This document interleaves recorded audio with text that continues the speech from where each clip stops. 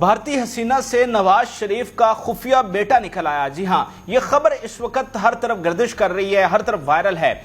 Senior journalist Asad اللہ خان صاحب کی جانب سے یہ خبر شیئر کی گئی ہے کہ کس طرح نواز شریف کے ایک بھارتی حسینہ کے ساتھ تعلقات تھے، اور وہ بھارتی حسینہ کوئی اور نہیں بلکہ را کی ایجنٹ تھیں، پاکستان میں سرکاری مہمان کے طور پر رہیں، کیونکہ نواز شریف صاحب ان کی زلفوں کے اسیر ہو گئے تھے۔ اور اب نواز شریف جو ہے وہ ایک نوجوان کے ساتھ لندن میں پھرتے ہیں، اور خفیہ طور پر پھرتے ہیں، اور جب اس نوجوان کے ساتھ پھرتے ہیں تو کوئی تصویر کو ویڈیو بنانے کی اجازت نہیں دی جاتی، اور یہ جو نوجوان ہے وہ وقتاً فوقتاً ان سے ملنے آتا ہے۔ اب اس میں کلیئرلی سینئر جرنلسٹ کی جانب سے یہ تو نہیں بتایا گیا کہ یہ وہی بیٹا ہے، لیکن جس طرح سے انہوں نے سٹوری کو بیان کیا ہے یا جس طرح سے وہ ڈاٹس ملائی جاتی ہیں تو یہ بالکل واضح پتہ چلتا ہے کہ یہ وہی خاتون ہے اور یہ وہی اس کا بیٹا ہے۔ یہ خاتون کون تھی اور بیٹے کی کیا حقیقت ہے، یہ ساری تفصیلات میں آپ سے شیئر کروں گا۔ اچھا، یہ جو خبر ہے اس کے حقائق جو ہیں وہ ہمیں اگر ماضی کی کتابیں اٹھا کر دیکھیں، سیاستدانوں کے، اداکاراؤں کے ساتھ تعلقات، تو اس میں ضرور ہمیں یہ والا قصہ بھی ملتا ہے۔ نواز شریف صاحب کی رنگینیاں مختلف اداکاراؤں اور دیگر خواتین کے ساتھ، ان کی وابستگیاں، ان کے ساتھ رنگین راتیں بتانے کی داستانیں، اس کے علاوہ غیر ملکی خواتین کے ساتھ ان کی داستانیں جو ہیں وہ ہمیں ملتی ہیں، اور یہ تاریخ کی کتابوں میں یہ واقعات لکھے گئے ہیں، اور یہ سارے اسٹیبلشڈ فیکٹس ہیں جن کو بہت سارے لوگوں نے اس کو ویریفائی کیا کہ یہ بالکل صحیح داستانیں ہیں کہ نواز شریف کے بہت ساری حسیناؤں کے ساتھ تعلقات تھے۔ انہی میں سے ایک دلشاد بیگم تھی۔ اب یہ دلشاد بیگم جو ہیں یہ فردین خان وغیرہ جو کہ انڈین سٹارز ہیں ان کی رشتہ دار تھیں، اور یہ پاکستان جو ہے یہاں پر ان کے کوئی جاننے والے تھے، ان کی دعوت پر پاکستان آئی تھی، اور ان کی ملاقات جو ہے وہ پی سی بوربن جو کہ مری میں واقع ہے وہاں پر نواز شریف صاحب کے ساتھ ہوتی ہے۔ وہاں پر ایک تقریب رکھی گئی جس میں نواز شریف صاحب بھی مدعو تھے، تو وہاں پر جب ان کی ملاقات دلشاد بیگم سے ہوئی تو پہلی نظر میں ہی نواز شریف صاحب جو ہے دل دے بیٹھے۔ نواز شریف صاحب کے بڑے بڑے ٹیلنٹس میں سے ایک ٹیلنٹ یہ بھی ہے کہ وہ پہلی ملاقات میں ہی دل دے دیتے ہیں، اور دلشاد بیگم کے بارے میں بتایا جاتا ہے کہ وہ قیامت خیز حسینہ تھی، اور ان کی جو خوبصورتی کے قصے ہیں وہ بڑے مشہور تھے۔ انہوں نے خود اپنے انٹرویوز میں بتایا کہ جب ان کے شوہر کا انتقال ہو گیا، ان کی ویسے 3 بیٹیاں تھیں، تو انہوں نے جب ایک آزادانہ زندگی گزارنا شروع کی تو بہت سارے لوگ تھے جو ان پر مرتے تھے، اور وہ ایک ایسی حسینہ تھیں کہ جنہیں آپ پہلی نظر میں دیکھتے ہوئے بھی، پہلی نظر میں ہی آپ اپنا حواس باختہ آپ ہو جائیں، وہ ایک ایسی حسینہ تھی۔ تو ہمارے پرائم منسٹر صاحب نواز شریف صاحب کہ یہ ان کا بہت بڑا ٹیلنٹ تھا کہ وہ پہلی نظر میں ہی دل دے دیتے تھے، تو جیسے ہی ان کی نظر دلشاد بیگم پر پڑی تو وہ دل دے بیٹھے، اور اس کے بعد بتایا جاتا ہے کہ دلشاد بیگم جو ہیں، جو کہ کچھ دنوں کے وزٹ کے پر آئی تھی پاکستان، وہ ایک سرکاری مہمان بن گئی، کیونکہ نواز شریف ان پر فدا ہو گئے۔ تو پھر ان کی جو رہائش ہے وہ مری ہاؤس میں ان کے لیے انتظامات کیے گئے، وہاں پر لگژری لائف ان کے لیے تھی، پروٹوکول تھا، شاہانہ زندگی تھی، اور نواز شریف صاحب جو ہے وہ دوسرے تیسرے دن ان سے ملنے کے لیے وہاں پر چلے جایا کرتے تھے۔ اور اس حوالے سے بہت سارے قصے بھی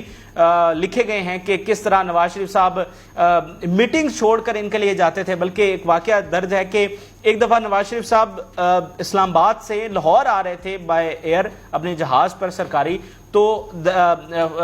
فون آتا ہے دلشاد بیگم کا راستے میں، تو نواز شریف صاحب اپنے دل کے ہاتھوں مجبور جہاز کو واپس موڑتے ہیں اور سیدھا مری ہاؤس پہنچ جاتے ہیں۔ اسی طرح لاہور میں یہ ایک میٹنگ کر رہے تھے اور اس میں دلشاد بیگم کا فون آیا، تو نواز شریف صاحب نے اس دفعہ معذرت کر لی کہ یہ کوئی میٹنگ بہت ضروری تھی، تو نواز شریف صاحب چھوڑ کر نہیں آ سکتے تھے، تو انہوں نے معذرت کی اور اس پر ایک شعر بھی سنایا۔ اور دلچسپ بات یہ ہے کہ یہ والا جو فون کال تھی، اس کو ہمارے انٹیلیجنس اداروں نے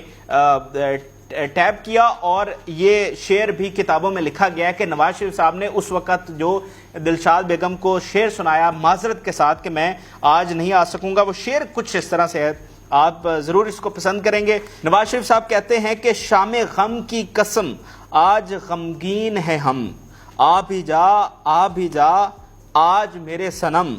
رات ہنسی ہے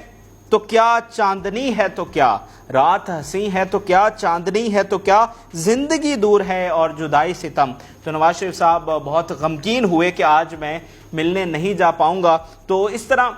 یہ ملاقاتیں رہیں، اور اس کے بعد وہ جو خاتون ہے دلشاد بیگم، وہ وہاں سے لندن چلی گئیں، اور لندن میں انہوں نے لباس انٹرنیشنل ایک میگزین ہے اس کو انٹرویو دیا، اور بڑے عجیب و غریب انکشافات کیے، اور تب یہ چیزیں بہت وائرل رہی۔ انہوں نے بتایا کہ کس طرح نواز شریف نے میرے لیے ایک دفعہ